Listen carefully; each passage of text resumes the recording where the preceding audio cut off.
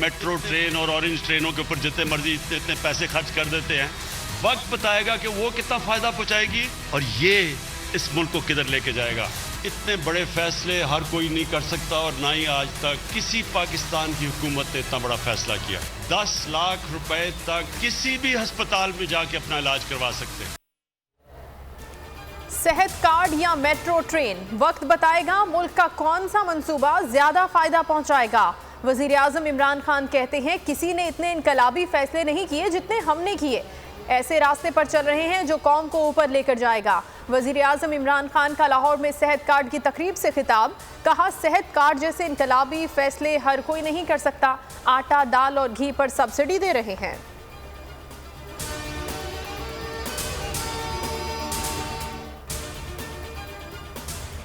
Opposition leader Shahbaz शरीफ की हुकूमत पर लफ्जी गोलाबारी, कहते हैं इमरान नियाजी ने IMF के सामने हथियार डाल दिए। तबाहकुन असरात आने वाले माह साल में जाहिर होंगे। मिनी बजट ने मुआशी गाड़ी का इंजन सीज कर दिया। ये करप्ट कंपनी अब दिवालियापन के मरहले में दाखिल हो चुकी है। मिफ्ता इस्माइल बोले हुकूमत ने मुल्क को IMF के हवाले कर दिया। ये आलमी इदारे से मिलकर अवाम से लड़ रहे हैं। शहबाज शरीफ साहब जो है उनको लगता है कि मैं डूब रहा हूं तो पूरा पाकिस्तान ही डूब रहा है। शहबाज शरीफ साहब के पास सिर्फ 2 ही ऑप्शंस हैं, वो लंदन कब जाते हैं या वो जेल कब जाते हैं।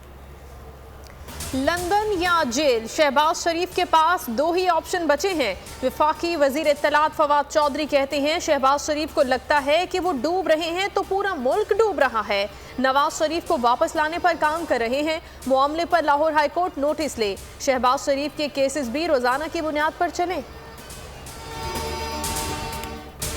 उन्हें जिसको चाहिए था उसको दिया है।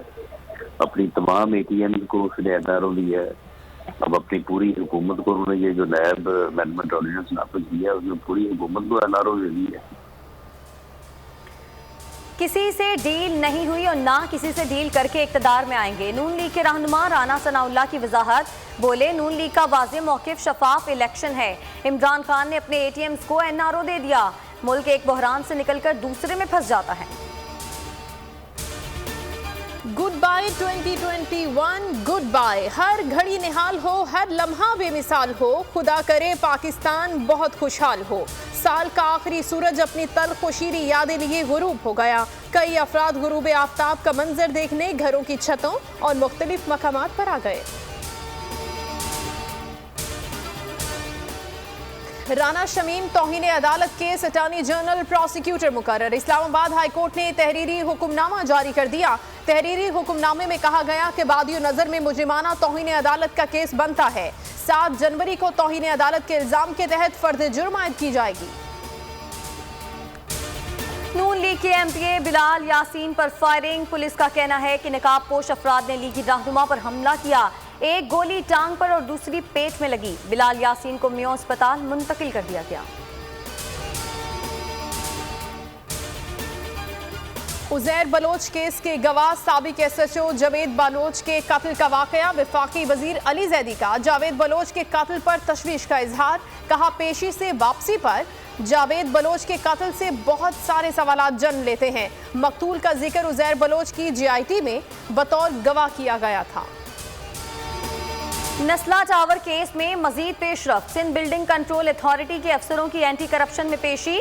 डिप्टी डायरेक्टर और असिस्टेंट डायरेक्टर समेत दीगर ने बयानात कलमबंद करा दिए। दौरान तफ्तीश मुल्जिमान से नस्ला टावर के हवाले से पूछगछ। SBCA ने साबिक DG समेत 37 अफसरान की फहरिस्त तहकीकाती टीम के हवाले कर दी।